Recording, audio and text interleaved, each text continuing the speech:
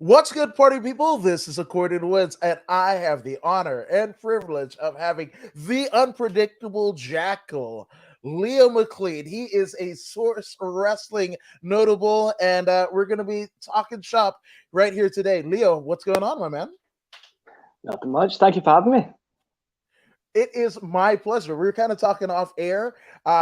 Just your look, your presentation, and the unpredictable Jackal. There have been a lot of the beasts. There have been a lot of monsters and what have you, but no unpredictable jackals. So I, right off the bat, I'm all like, I want to see every Leo McLean match. I want to know everything about it. So that's what we're gonna get into today. So I guess first and foremost, like, how did you find professional wrestling as a fan, as a competitor? How did it begin for you? Well, when I was, I would say about 5 or 6, I remember my granddad. He loved the big world of sport, the British wrestling, Giant Haystacks, all those, the classics. And I remember his daughter, not my mum, her sister, bought me a Hulk Hogan wrestling figure. And I just remember this wee figure. It's the thing that's always came into my head. And from then on, seeing clips of wrestling, didn't really watch much of it. And then we eventually got Sky, and I seen SmackDown. I think it was back in 1999, if I remember correctly. And I seen The Rock, Stone Cold Steve Austin. I was like, oh, these guys are different. Way different from Hulk Hogan. Oh, okay. So that got me hooked in at 99. Which, I mean, that's, and it's funny because I always like to see how other people perceive wrestling and how they consume it, right? Because now we've got New Japan World, we've got, I mean, here it's Peacock. You guys still might have the WWE Network, or is Yep. it not? Okay, so kudos to you, because Peacock is rough, and UFC Fight Pass. There's and YouTube, right? There's so many ways that you could consume your wrestling, right? And find out and seek out the wrestling that you want to. But for you guys over in the UK, right? I mean, here in the US, we had kind of a premium cable service on USA Network, and obviously the Turner TNT TBS, right? So you couldn't Mhm. get it over the air, right? But WWE or WWF at the time, they had an exclusive deal with Sky, right? And that, if you didn't have Sky, you're kind of out of luck, right? Yeah, it was pretty Wow. much that. Though, when was it again? I think it was back in 2010. That's when TNA came onto the Challenge station. And if you had something called Freeview in the UK, you were able to get it and watch it. And that was another thing I loved was TNA, because they had smaller guys like myself doing amazing things. And as soon as I seen Amazing Red, I was like, I like him. I want to be him. Yeah, no, 100%. And that's the other thing, right? So, and what I want to get to you, because your dad, I mean your granddad, I'm sorry, watch World of Sport. That is something as an adult, like I can't get enough of World of Sport. You mentioned Giant Haystacks, but obviously Rollerball Rocco, Johnny Yep. Saint. Good God, Johnny Saint. Oh man, I Yes. just and then even I don't know if he was a World of Sport guy, but I mean, obviously Billy Robinson. Billy Robinson came over from the UK. He was a Snake Pit, alumnus, and then came over. I mean, he wrestled all over, but he made his mark really in Vern Gagne's AWA territory, right? And Yeah. the famous story of the Sheik, Iron Sheik, Quattro Rosari, going, "Oh, Yep. Billy Robinson, not good coach," because he was an Iranian wrestler, right? And used to a particular school of rules and rule sets. But I mean, Billy Robinson was a shooter. He was a hooker, so he knew all those. Fish hooks and whatever, and Yeah. grind your eyes and whatever. Everything that I love about catch wrestling, to be honest with you. But yeah, he was just like, oh no, this Billy Robinson, bad coach. Yeah. So, I mean, and now as you're getting into pro wrestling, um, are you looking back at that stuff? Because I know in the instance of Nigel McGuinness, right? He tried to work the American style, and I think it might have been Regal, down at Heartland, or it might be Les Slatcher when he was signed to developmental in the WWE when Heartland Wrestling Association was still a developmental territory for the WWF. They're like, why are you doing this American shit? Like, we you're a British wrestler. That is the best thing. And he had to kind of rework his whole presentation, but that ended up being the Nigel McGuinness that we know and love, and is working with the WWE as a commentator still. Yeah. Well, for me, it was when my granddad obviously showed me a clip, if I remember correctly, when I was younger on his TV. I think it was Giant Haystacks. Oh, I just can't remember. All I remember is these big burly guys hitting each other, near enough killing each other. I was like, should I be watching this? I'm only 5. Um, I'm gonna go home having nightmares. But as soon as I grew up, I was like, yeah, I get it now. But uh, he was one of the main reasons why I started training as well. It was a sad thing, but he unfortunately passed away before I started training. And I remember seeing it. It was a source feed coming up that said they were looking to start their intake classes again. And I took that as a sign, because my Yeah, granddad was always like that, he was always hinting things to me. And then as soon as I seen that, I was like, yep, it's a sign. no, 100%. And well, Mark Aru saying keep up, keeping the good work, and he says he wants to know more about you. So obviously, as a fan, I mean, as a your granddad's watching, then you are watching as a youth, right? And so did at that point, and you have your own relationship with wrestling via TNA, via Amazing Red, who is a huge innovator. A lot of people point to Rey Mysterio, and not to say that Rey Mysterio isn't great. He absolutely was, but Rey Mysterio essentially influenced the Amazing Red, and Amazing Red, whether people know it or not, I mean, the last 2 generations of professional wrestlers in some sort have mimicked or blatantly ripped off Amazing Red without even knowing it. Jody Fleisch is another one. So at one point, right, Jody I Fleisch, love him. I love yeah, him. yeah, Yeah. right. So at what? I mean, was it then when you were pretty young? Did you know, like, hey, I want to step between the ropes? Well, when I was younger, I didn't exactly think, oh yeah, I could go do this. At that time, it was me and my friends. We'd be out the back wrestling about, throwing each other in the grass. Never really thought about it. It was not until obviously getting older, realizing there was not really any wrestling schools nearby. I just let it be a dream, and then so on and so forth. A wrestling school popped up, and it was thanks to a friend of mine who actually trained there first. I went to see him debut, and then seen a couple more matches, watched a few more shows. I was like, it's good, but is it really for me? And then the passing my granddad made me think, yeah, that is for me. I'm going to do it. I mean, that's an amazing deal. Now, first off, with your friend, was it one of your friends that ended up going to wrestling school? Was he one of the your mates that you ended up wrestling around with as kids? No, Oh, I we was didn't about meet to each other say. till about how long? I'd say about 15 years ago we met each other, but this was God knows how many years. I'm 34 now, so you're probably thinking 22 years ago. Wow. Yeah.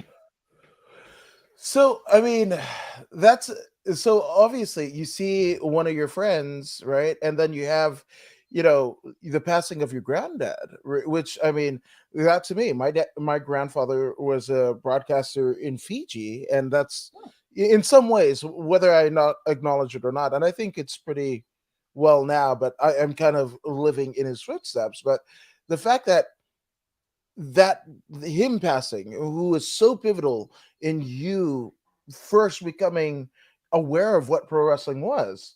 Like, what about? his passing, did it stir in you that like it's now or never? Oh, him being obviously a fan of the old classics was always in my head. And I believe it was the day of the funeral. I got home and the friend who trains at Source as well, he messaged me to see how it was. And we're talking away. That's when I noticed the post pop up and I asked him more questions about it. And as soon as I decided, yeah, I'm going to do this, I'm going to give it a really good crack, not knowing that my first lesson was going to be so painful. I was warned about it, and I was told, watch out for a deck of cards. As soon as I heard that, I was like, nah, nothing. I hate cards now. I seriously hate them. Yeah, and that's an old Japanese. I believe that's the origins of it, right? Where you I believe throw a that's, deck of cards, and you know, if one, what is it like? Push-ups here. yeah, What is the order that you kind of it's, feared? oh, it could be anything. I mean, for example, clubs could be push ups, spades could be squats, hearts could be lunges, diamonds could be jumping jacks. And when you flip a card over, it could be like a five, and you do five of that. But the thing that really hurt me the most was we had to, when a joker got flipped over, you had to do a static workout. So the very first one I ever did was you lay on your back. Now this seems like nothing until you try it. You lie on your back, raise your head off the ground, and make a yes movement for a minute, and then make a no movement for a minute. Oh my god, it is so agonizing. To this day, I still can't do them. Wow. But you know, and of course, it's torturous. You know, when you think about doing it, right? But all in all, right? Especially when you go, I mean, if what we believe to be true, and it's, you know, maybe a Japanese exercise, right, learned by Japanese wrestlers and whoever trained in Japan, to kind of bring it back, right, to whatever territory that they're home, they call home, but it's something that protects you, right? A strong neck, right? If you get Yes, dumped, you get German suplex, you get, you know, a forearm shot, you know, a European uppercut. Like a strong neck will prevent you from a lot of injuries, a lot of the cardio, you know, stuff, the lunges, the, you know, like all of that stuff, right? They, yes, again, like it's torturous when you think about it, but it is something that will prevent a lot of injuries when you kind of go about your career, and also you can, your stamina is going to be that much higher than somebody else that maybe didn't do those things. yeah. I've heard stories about us having other people come to school, like footballers, guys from the army, other like kind of sports as well, who've literally either threw up or just walked out thinking, nope, can't do this. I'm thinking, I'm tiny. How did I do this? And they couldn't. What's going on? Yeah, so I guess even with that, right, that could have, you know, sent you out the door packing, right? And, you know, running the ropes. That's the one thing most people, you know, and I have been guilty of sharing botches and what have you that happens in the ring. But um, you know, running the ropes is an art within itself, and it's taken for granted because it happens in every wrestling match. I mean, the only kind of exception to the rule that I can think of is like Josh Barnett's Bloodsport, where you don't have any ropes at all, but you know, it is so crucial to it. um you know, that's an art within itself, but that could have sent you out the door packing. What kept you in, regardless of the physical adversity? How, you know, what kept you going, and wanting to stick with it? I'd say it's more down to stubbornness. I really hate quitting. Anything that I've put my head through, I just cannot quit. If I do, I'm annoyed at myself for God knows how long. And then I start saying to myself, why didn't I do that? Why did I just stick in? And wrestling obviously been a good part of my life. I thought, no, this is something I don't want to miss out on. I want to keep going. So every time I was hurting or if I got hurt, I just say to myself, right, get better, get back in there, do a double. No, and that's the thing, it's funny because people say like, "Oh, positive vibes only," right? Well, some of the most fucked up shit will essentially motivate you to do, things that you probably didn't think you were capable of doing, right? And also, a lot of people say, "Oh, you're too stubborn. You're too stubborn," but sometimes that can be the catalyst to again make you do things that you didn't think you could do. Yeah, exactly. Stubbornness can be helpful. 100%, 100%. And Uh, then, yeah, yeah, yeah, that too. And well, it says, how can I get connecting with you guys? Well, Leo's information is right down here in the description of where you're watching it. So there's that, and I'm according to Woods on all of the socials and all that jazz. Facebook, YouTube, Twitch, and Twitter is where you can get this very podcast. So thank you for joining us, Luau. And Tyler McKenzie, the friend of the show, says, "Don't let the boss find out you're dissing the cards, Leo." Uh-oh. oh crap! Sorry. No, he put it over. I didn't Yeah, hear a diss. I didn't hear a diss at all. He was like how impactful they are to his longevity. That's what I heard, yeah, Tyler. exactly, Tyler. So stop making me panic. That's too Yeah, easy. yeah, exactly. Right? There you go. Just no sell that one. Right? Yeah, Right? Yeah. we'll do that. So, did you have a goal in mind, right? When you're training at Source, you're taking the bumps, you're doing everything you needed, right? Like, well, first off, like not to get too into it because obviously who somebody that wants the full Source wrestling experience, they should definitely go ahead and check them out on all of their socials and see about maybe even getting into the themselves if they so fit. But what was the curriculum like? Obviously taking bumps and what have you, but were you getting taught like, maybe watch this match, maybe watch that match? What type of like precursor or did you get on what the business was? Well, when I started doing intakes, whatever we'd done was mostly on a crash mat as well as in the ring. So it made it easier for us to eventually move the crash mat away and then take the big bumps. Just prepare ourselves, sort of thing. And then whenever you're in a class, sometimes a coach will say you should watch this match, watch how they sell, watch how they put their opponent over, how they get themselves over. I love actually watching random matches, even if it is, say, for example, the head coach, he tells me to watch one of his matches. I love watching everybody's match. It doesn't matter if you are from the old school, new school. All matches to me, they'll have their own certain little diamonds in them. And once you see it, it's like, okay, maybe I can adopt that. But it was quite difficult to start with.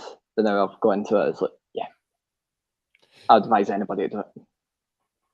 No, 100%. Which I mean, who were some of your favorites as a youth?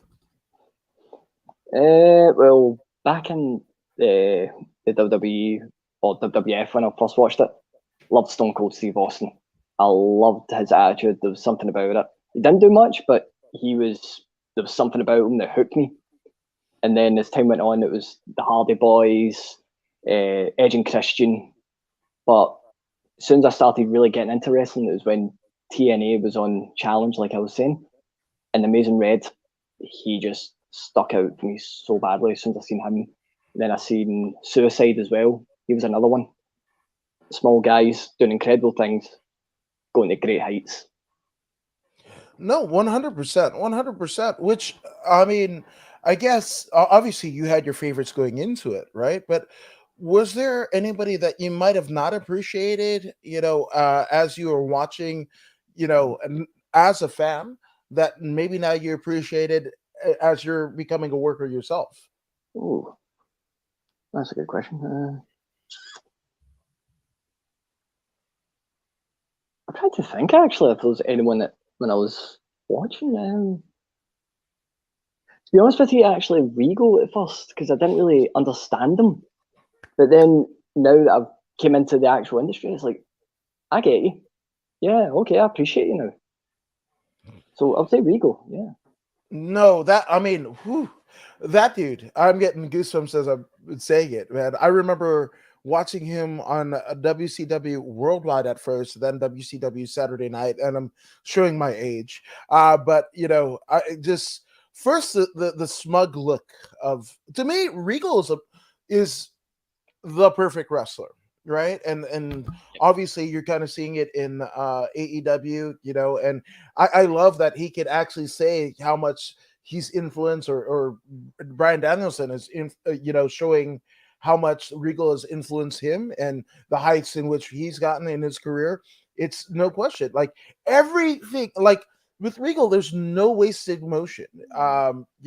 Whether it be a promo, whether it be that smug look, that like there's so many great things. And then like some of the most devastating holds that I mean, because I'm both a pro wrestling and MMA guy, right? A yeah, Regal stretch, you can pull off an MMA.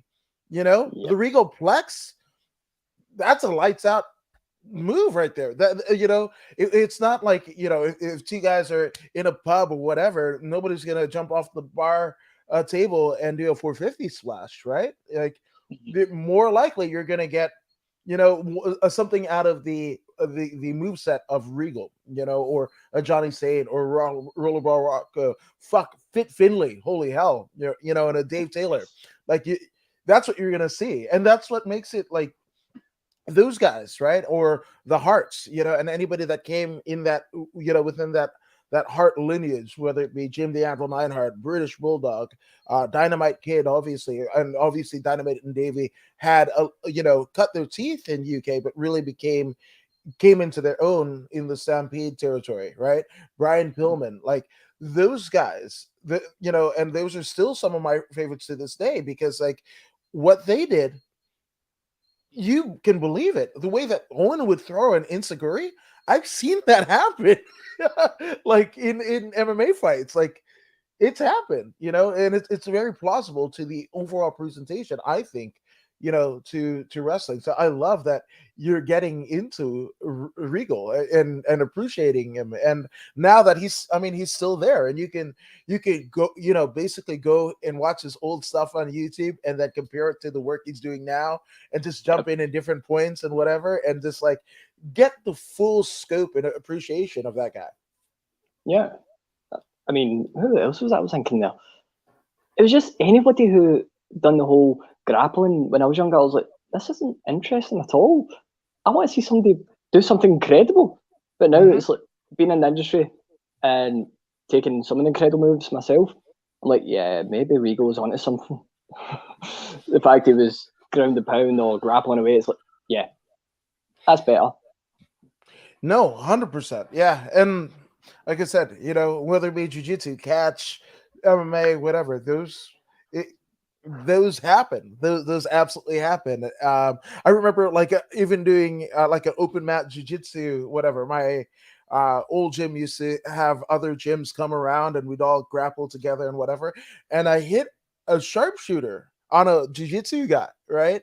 And I was just like, oh, he doesn't know. And I'm like, I'm gonna let it go because like I'm gonna probably fuck up his back, like and I don't want to be that guy that nobody wants to roll with or whatever, and so I was just like, but like I found my way to it, and I was just like, or a cloverleaf will happen, and you're like, oh, that it gives you a better appreciation, uh, which in terms of the curriculum, because obviously, we do have the high flying kind of influence of pro wrestling, post, WCW, including the luchadors, the ECW, including the luchadors on a worldwide stage, like Rey Mysterio, Juventud Guerrera, and a litany of others, right?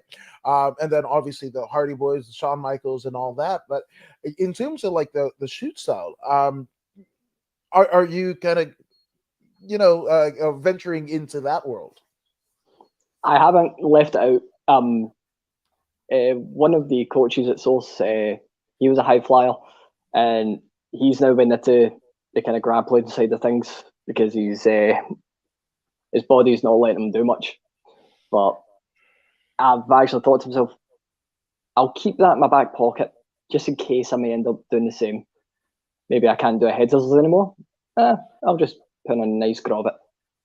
Yes, that's what I want to hear. Oh, yes, yes. Just the Grovit. Oh, that is like, that is a wrestling hold utilized by wrestling gods amongst wrestling gods. Yep.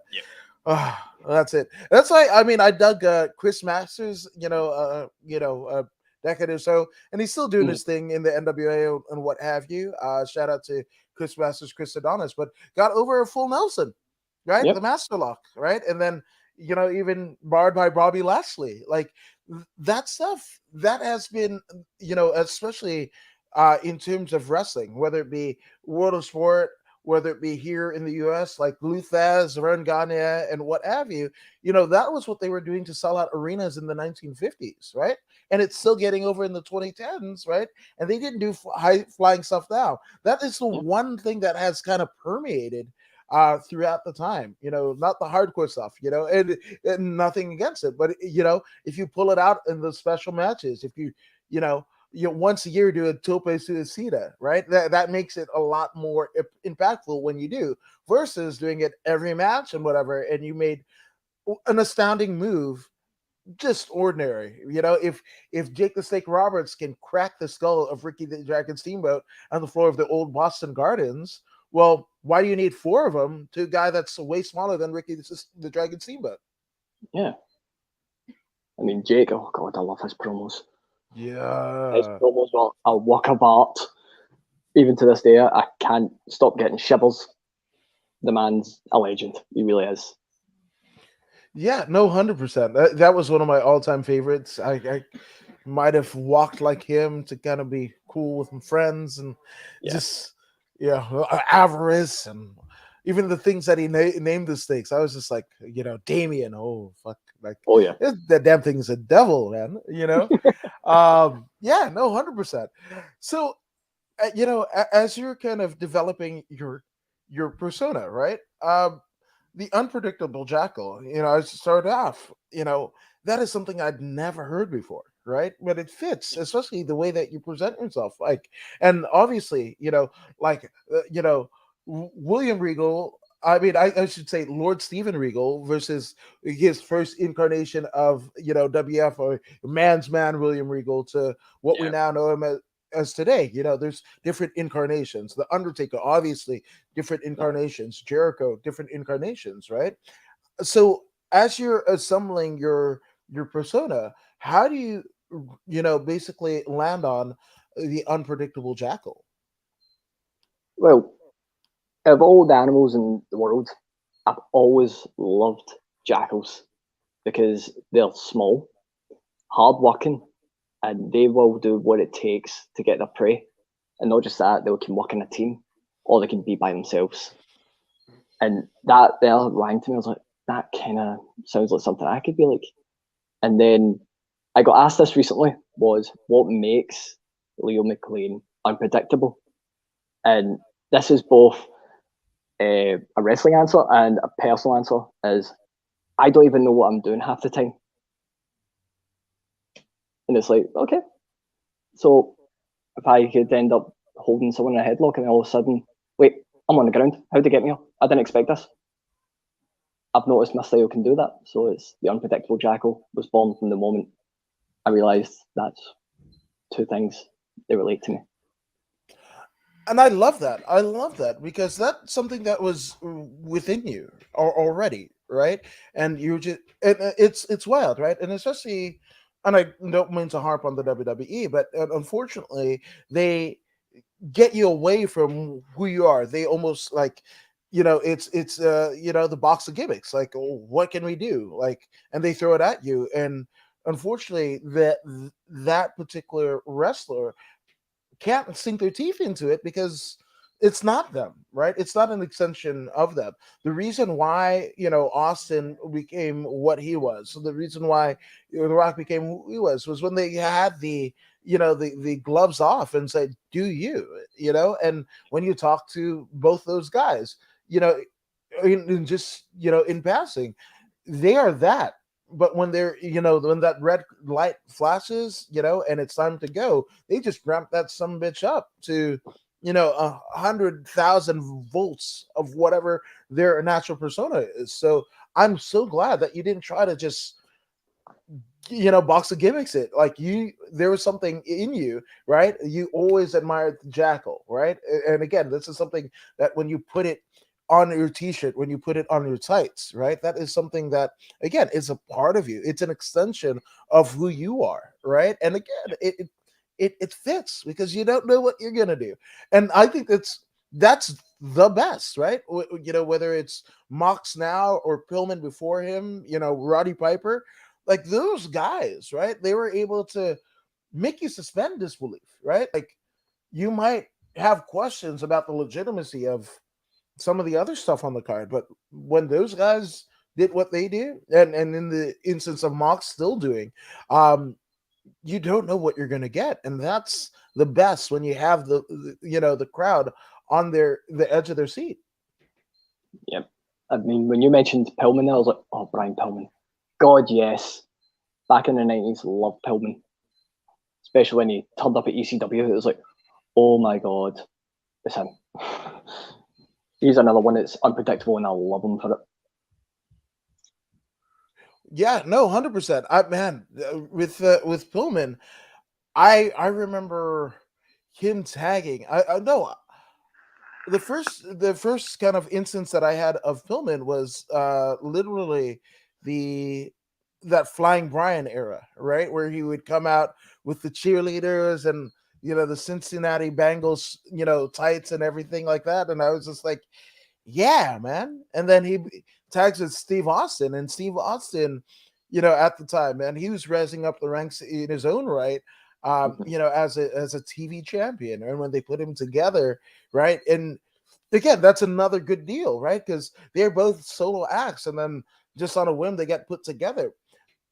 Unfortunately, they don't get the legitimacy as, like in hindsight, because they were thrown together and they were only together for so long. But like, that is a perfect example of taking two solo guys and letting them be themselves, dude. I still do the picture. There's Yeah. so many great things about it, and how you can use both individuals, right, and make them a team, and they can have such synergy being themselves. Mm-hmm. Classics. That's all I love. Yeah. If it wasn't for them, we wouldn't have what we have today. No, 100%, 100%. So as you're, going throughout your training, right? Was it? I mean, the lion's share of your training, did it happen pre-COVID or post-COVID? Uh, I did start training about 4 years ago, just Okay. before COVID. Now this is where a big debate happens: is I've been training for 4 years, but do I count the COVID year since we're in lockdown for a year? So have I been training 4 years or 3 years? That's a lot of us are like, should we count it? I'm counting it for some reason, but 4 years, oh God. Yeah, no, 100%. I think a lot of people, especially, in the ring, in the cage, they go through it. Have I been doing it for this long or whatever? Because you don't have a match, you don't have a fight, it's just wild. But I mean, you're still with the auspices of you're a working wrestler, and you're watching stuff, you're consuming things in the vein of a worker versus not. So I think it counts because the aptitude is still there, right? And your bump card theoretically gets saved a little bit. That might be another year, a year and a half that you can That's tack fair. on to the end of it, and you might be on your major run and you can extend it that much more because again, that bunch card didn't get punched in one of the years. That's true. I never thought of that. Okay. Yeah. Yeah, no, 100%. So, obviously, it affected everyone different, and it's wild to say because in theory we're kind of coming out of it and what have you, but it is something that affected everybody differently, right? So, as you're, cutting your teeth in the business and wanting to make as many towns as possible, and work your just work. What effect did that have on you, and kind of having it yanked from under you? It done a lot for my mental health, to be honest with you. Being in lockdown for all that time, losing my job due to redundancy, it really, I just couldn't explain into words how I felt. And then the fact I didn't have my training to keep me going either was even worse. But Source did come together. We all got into Zoom calls and did hard workouts, kept ourselves active. We even done wee nights where we'd call up, just have a chat, whatever, stuff like that. But if anything, I'd say COVID wasn't actually, well, lockdown really wasn't a bad thing because it brought some people closer together. And I hate COVID, but I appreciate lockdown. No, 100%. And that's kind of been the story of your wrestling career, right? The passing of your grandfather, COVID lockdown. You figured out a way to advance yourself, right? Regardless of what is going on in the personal life, losing the job, there's just so much uncertainty and what have you. And you've been able to center yourself in your wrestling career right where you needed to be. Mhm. Yep. Even having the people from Source literally look out for each other, we're a family in a way. I'm probably the annoying cousin in the family because I don't know how many times I've heard "shut up," but yeah, having them about's just been a great thing. I love each and every one of them. That's amazing, and all of you guys and girls have been pretty excellent. It's just I want to dive deeper because when you look at the roster that are coming out of Source, you look at even the Renegade first and second card taking place at Source, right? It's such a pivotal place, and I'm not just talking about physical place, but like where it puts all of you individuals and people and wrestlers together. This you're creative artists, really, because Van Gogh and what is it, Rembrandt? They painted on canvas, and you guys and girls are painting your masterpieces on canvas just as well, and to have this place where you guys can come and sort out ideas, sort out moves, work on things, work on your mental, work on your presentation. Just to have that is so crucial. Yeah, I actually like that metaphor. They were painting on a canvas. Our paint is blood, sweat, and tears. No, 100%, and that's one of the things that I personally love about combat sports. And to me, pro wrestling is a combat sport. When you got like Josh Barnett and Shayna Baszler, or Josh, a former IWGP champion, but also former UFC champion, and Shayna Baszler, a legend in women's MMA, goes over to the WWE and still kills it. And we have a literal descendant of Carl Gotch and Billy Robinson in the WWE, and she's a female, which is huge. It's just huge. But that's the thing, right? Whether it be pro wrestling, whether it be MMA, whether it be jiu-jitsu, whether it be catch wrestling, whether taekwondo, karate, go down the list. It all takes place on mats, right? On the canvas. And again, that blood, sweat, and tears, those are the tools of the trade that you pile on to create that masterpiece. And that to me, that's the way that I see it. And it's this great kind of renaissance of people kind of putting their ideas together and figuring out what works, what doesn't work, and doing that. And I think each individual but the community is stronger because of it. And Source, I mean, it's pretty apropos the name, the Source, right? But it is literally the generating source for so many creative types to get in there and do exactly what they love, which shout out to Source. Yep, amazing school. Absolutely. So I mean, do you remember your first road trip um after training, and what was that like? First road trip. Are we talking with wrestling or just personally? Either or, whichever way you want to answer it, that's what we're doing. Well, wrestling, we've not really went anywhere. We've been doing most of our shows at the school just now, Mhm. because we can't really have much of a crowd because we've still got restrictions. But personally, the first time I had a wee road trip was actually to a place in Scotland called Fort William, and that was me and my partner. We had to get away because that week I got really some bad news, and we decided, right, we're going to go camp at Fort William, enjoy a week away, and that was when I think it was just after the first lockdown got lifted. God, that was back in 2020. Jeez, but oh, it was a good week. I enjoyed that. No, 100%. And again, sometimes you just have to get away, and that that experience, right? That is something that you can take away when you end up eventually, making the towns and what have you, where it seems crazy, right?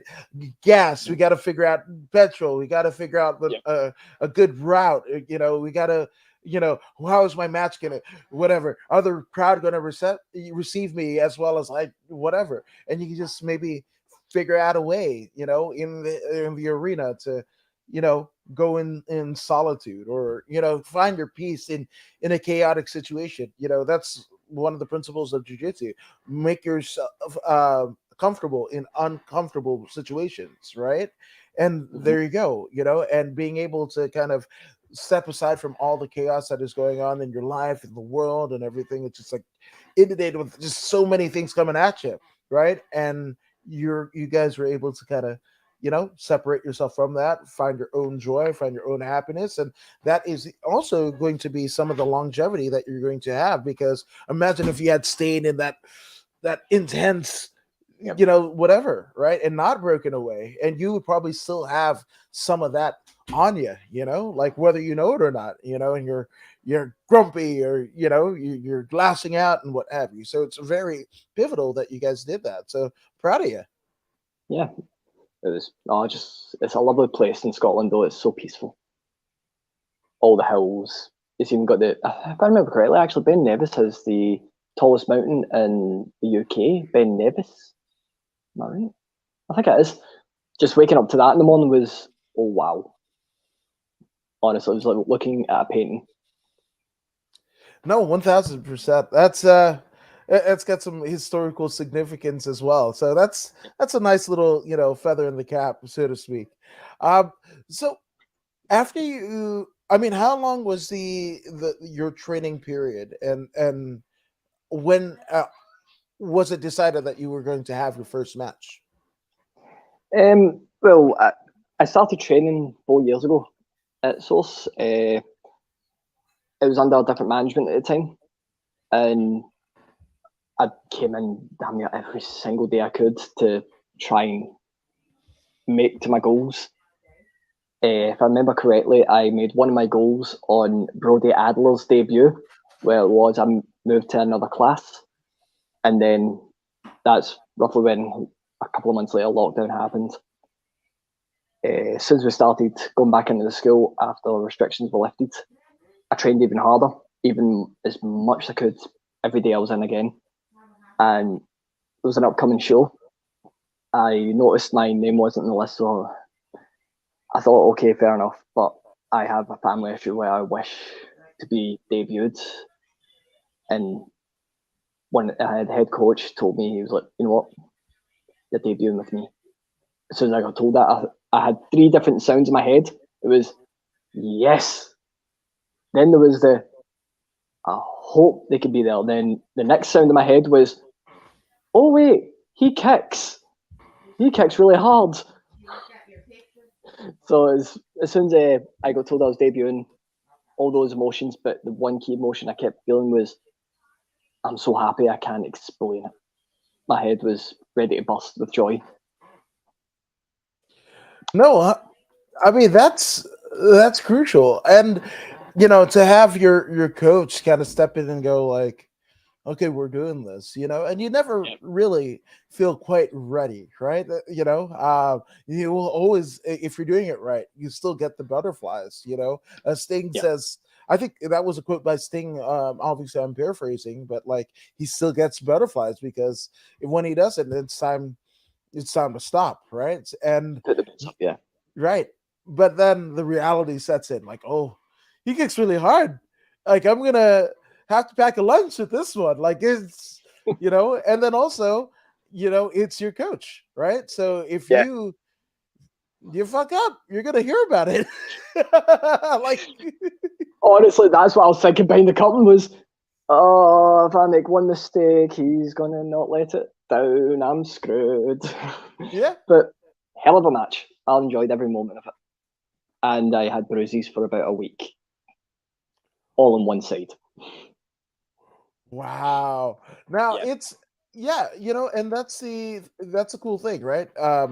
Having having that particular scenario thrust upon you, right? Your coach, your debut match, and what have you, and you stop thinking about the nerves and go like, oh man, he's gonna kick really hard. I gotta prep myself. So it again put you out of a different type of mindset, right? That would have, might have messed with you a lot. Going into it, you're just like, oh no, now I've got this whole nother scenario. Like, oh no, this is gonna hurt. I'm gonna feel that in the morning, and that's, I mean, fortunately and unfortunately, that's kind of the name of the game when you step in the ring, right?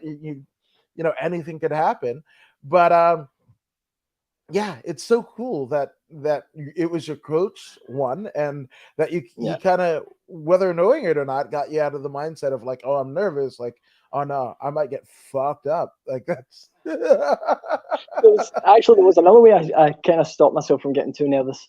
I got the announcer Quacko to do a special little announcement as he was calling my name out, and being the smallest and lightest guy in Source, I thought, right, I got to have a laugh with this just to get me out of my head. I'm behind the curtain and I hear him saying it. He went, weighing in tonight at an astonishing 200 feathers. As soon as I heard that, I was like, that's funny. Just, you, I'm thinking, right, that's going to help me. I need to make jokes before I go in.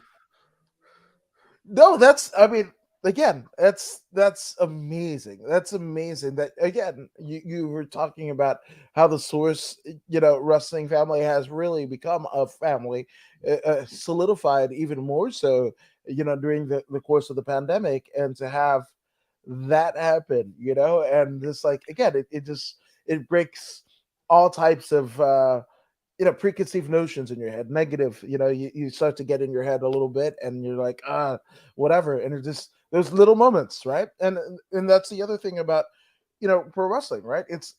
It's a matter of inches, right? The quickest a headlock, the collar and elbow tie up, if a timing, an aerial move, even timing an off the rope move, like all of those crucial little details, right? The way that you sell in your face, like all of that, you're registering, like all of that is absolutely crucial, right? So right off the bat, you saw the importance of it, and that is something that you're able to bestow on people that don't have that 2 to 4 year COVID notwithstanding experience. You went from being kind of the youngin, right? The young lion, to somewhat of a veteran in that time, and that is something that you lend yourself, and that you're able to parlay to some people that are going to be in the same position you were, Yeah. and you put them through the paces. Honestly, I would not put them through the stuff I went through. Yeah, and the old, that's the old coach, oh, he drilled us. But I'm happy and comfortable with now. We still get drilled, but not to the extent to where you're lying thinking, why am I still alive? yeah, ooh, yeah, that's a tough deal to be in for sure. But it obviously, you had that kind of upbringing in the world of sports style, right? And then you became a fan of both the WWF side of things, and then later really coming into TNA's challenge run, right? So what are you watching today, if anything? Anything that YouTube has an offer.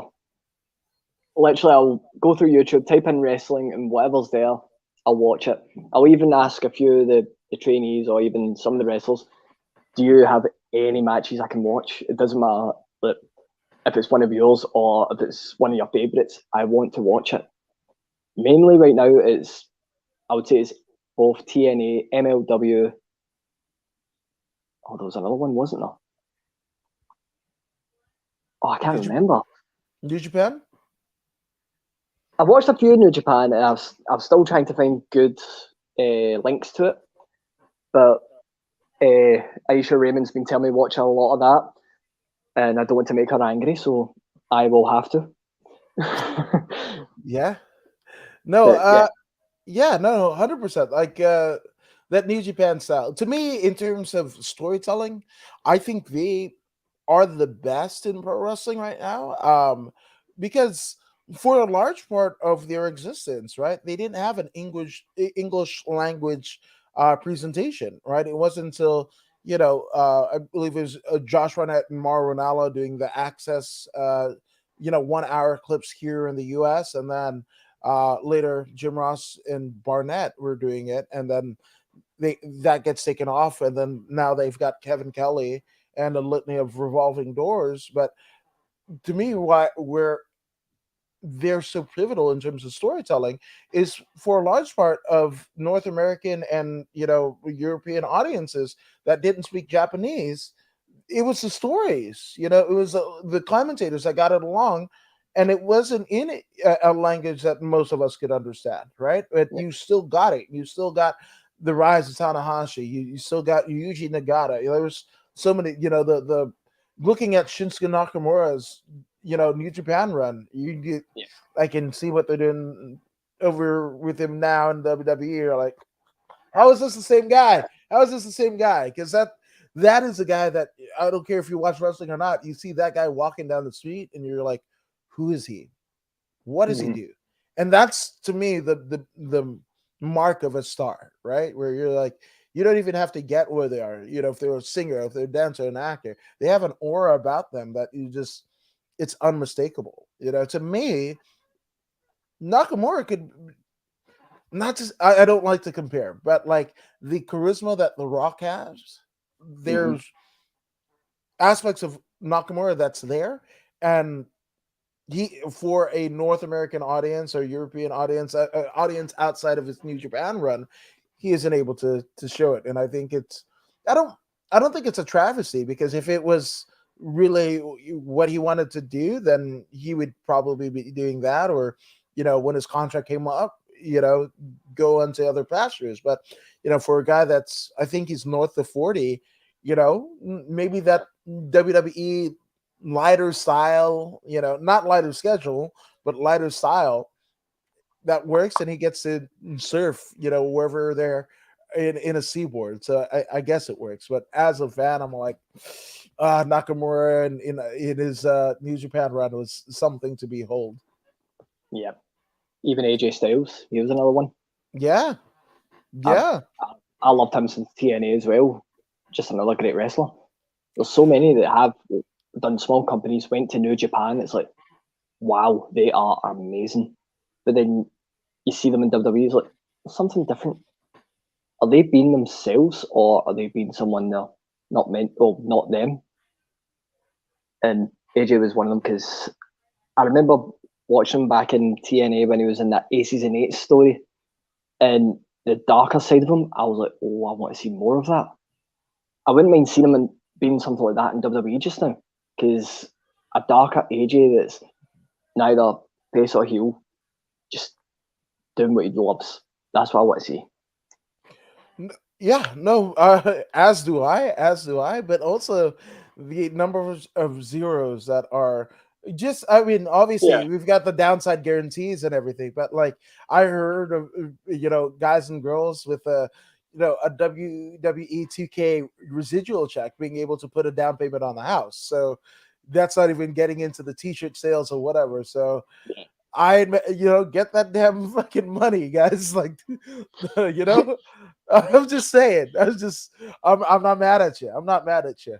yeah. Um, Now, obviously, I think it's subjective when people do things of like top tens or, especially in wrestlers, because like I think it's, people who make a resounding effect, and influence on you, right, as a person, as a fan, or what have you. So if we're thinking about like 10 wrestlers, right, past, Mm. present, or future, right, as told by the Unpredictable Jackal, what would that look like? Number one, straight up, it has to be Mason Red. He's I I love the guy. I mean, the way he pulled off the Code Red, beautiful move. Number two, say Suicide, Hmm. and I'm not gonna say like what version or who was under, just Suicide. Yeah. He's he's just right out there. Speaks to me. It's like never seen his face, but it's him. Yeah, and I Oh, mean, we got the TJ Perkins. I think the two of the yep, most notable were TJ Perkins or TJP and the fallen angel Christopher Daniels, and yeah, another great guy. there you go, man. So yeah, so go on with the list. Well, since you just said him, number three has to be Christopher Daniels. In my books, he's underrated. That man should be at least at the top of the card most nights because he puts his back into it. Great guy. Another one, Frankie Kazarian. Both of them, when they became bad influence at TNA, loved it. But he had a good singles run as well, in my opinion. Number five, ooh, Abyss. Love their monster. I love him. Number six, ooh, Chuck Taylor. Wow. Okay. Yep, Chuck Taylor. I've watched him in his Chikara stuff where he's been nothing but comedy. I love comedy matches more than any other because it one, it gets the crowd happy. Two, it's something way different. So he, in my opinion, he's my favourite comedic wrestler. But he's number six on this list. Number seven, oh, I'm gonna have caught a wee bit of controversy for this. Colt Cabana. Okay. He's I've seen him in indies mostly, and I love him. But when he made his WWE run, not as much. Was it Scotty Goldman? Yeah. Yeah, Yeah. I didn't like that. Not one bit. Number eight, Jeff Hardy. That man is damn near broke his back just to keep the fans happy. Also, fill his adrenaline meter to do whatever he can. So he puts his body in the line. Love it. Number nine, I'd say Rey Mysterio. Because, as you said yourself, small guy, a lot of people looked up to him.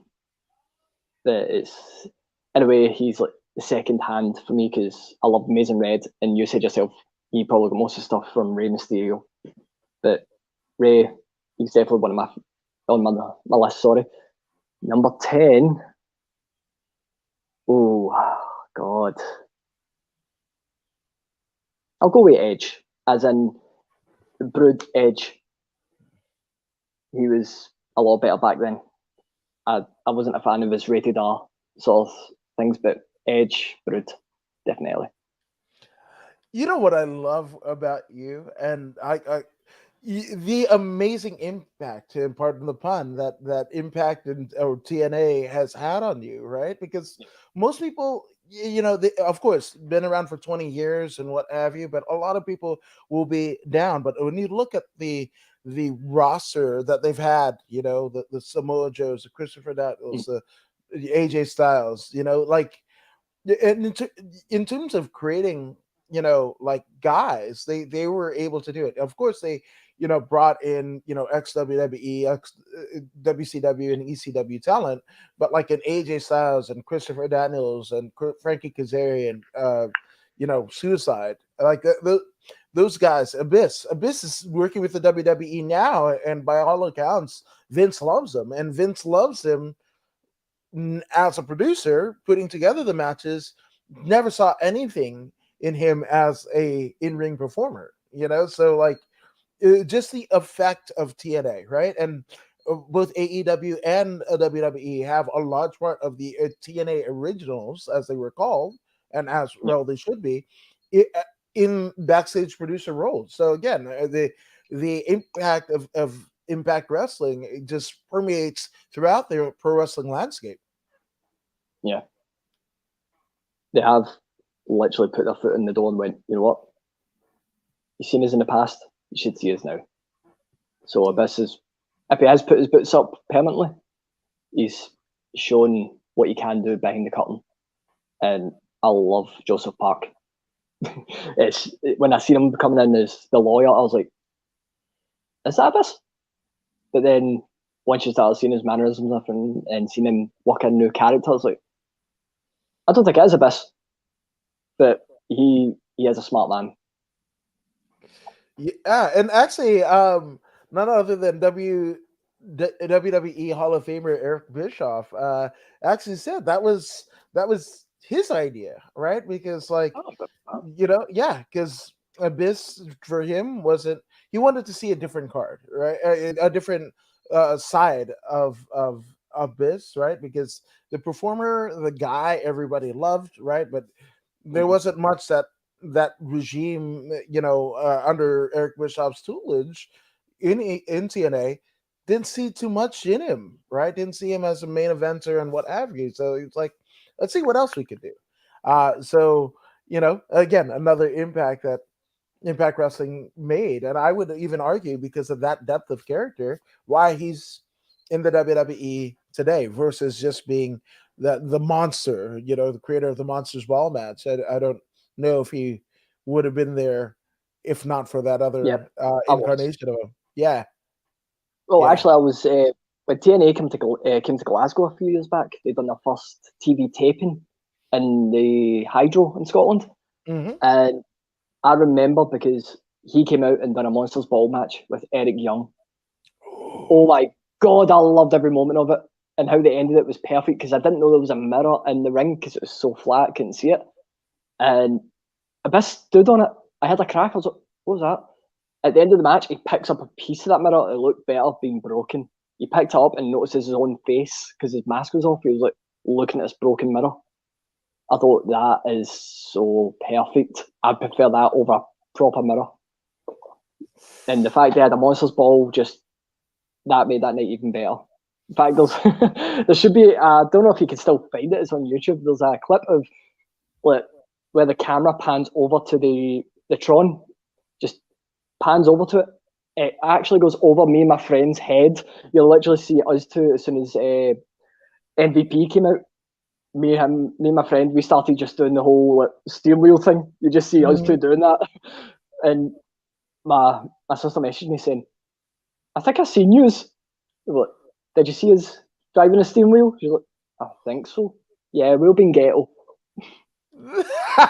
See, and once you are the biggest star in the wrestling universe, right? That is something that people are gonna go back and find, and much Yeah, like Edge at WrestleMania, much there's been a lot of lynchpins of people who were youths, right, and just fans of pro wrestling, and then once they become a huge star within the ropes in the wrestling world, you kind of go back and find those little Easter eggs. So I definitely challenge everyone to go ahead and do that. Last but not yep. least, obviously there have been a lot of people who have influenced you both professionally and personally. So take as long as you need, my man. Let's get some shout outs out of the way. Okay. Um, for starters, for professional, I have to thank everyone at Source, the coaches. They were, even with everything going on in my life, checking up on me and helping me through things. I couldn't ask for any better coaches. The guys at Source, trainees, wrestlers, fantastic. Each and every one of them did the exact same thing, even though I wouldn't say I was upset, they would know I'm upset. So they were perfect with me. Even people outside of Source, there's a few like, people that we can't mention and we can, but they've helped me out so much. And That's what made my wrestling career start, and I'm thankful to each and every one of them. Personally, I want to give a shout out to both my mother and father because they both always told me I can do what I want once I hit a certain age, just to be what I can be. My sisters, both of them, they pushed me as well. They never once told me don't do that unless it was something bad. But if it's something I loved and had passion for, they had my back. Um, last but not well, not actually last but not least, a couple of my friends, especially the one who I train with, he he's been a rock really, and so is my other friend who I've known for 22 years. I will mention his name, Paul. We had issues in the past, but we worked through it. We became adults about it, and we started talking again. He pushed me as well. He's a big rock as well. Last but not least, my girlfriend, which I will not do kayfabe, but she, oh, I don't know where I'd be about her right now. Throughout this whole lockdown, my whole mental state, she literally was my anchor. And she knows I love her with all my heart, and I will keep loving her. Oh, that's amazing. That's amazing. Oh, what a lucky gal. Lucky that you two have each other. It's amazing. And then you see, you, wrestling can create great memories and friendships, relationships, and what have you. It can. It absolutely can. And Paul Fitzpatrick says, ah, the memories. The memories. Yes, Uh, that's my friend Paul. See, you got mentioned, Paul. I'm just saying. Right on. Too many So memories. obviously, people that are watching this here, and we thank you for doing this. But for those who want to go ahead and follow everything, the the one and only Leo is doing right now, and in the future, where can they go to follow you? Oh God, I wish I wrote them down. My I, Twitter, which, if I can remember correctly, is Leo McLean PW. On my, oh God, why'd I have to make my Facebook different? Don't worry, Leo McLean. I knew you were the unpredictable jackal. So guess what? I went ahead and linked it right in the bio. So there you go. So you can literally look right down here and check it out everywhere to find Leo. So there you go. Any Right? cover. Yeah, I got you. I got your back. But Thank you. let's speak. Yeah, speaking of people that have our back, thank you guys for joining us here at According to Woods. And if you haven't already done so, go ahead and like, share, and subscribe to the According to Woods podcast on Facebook, YouTube, Twitch, and Twitter. I obviously, I gotta ask, Leo, the unpredictable jackal, are you subscribed to the podcast? 100% yes. Have Hell been for yes. a long time. Oh, I appreciate it. Well, again, you guys be like the unpredictable jackal, Leo McLean. Go ahead and subscribe to the podcast. If you don't believe me and you don't believe Leo, and I don't know why you wouldn't, well, here's Zeta Zhang to help convince you. Hey, this is Zeta Zhang. Make sure you subscribe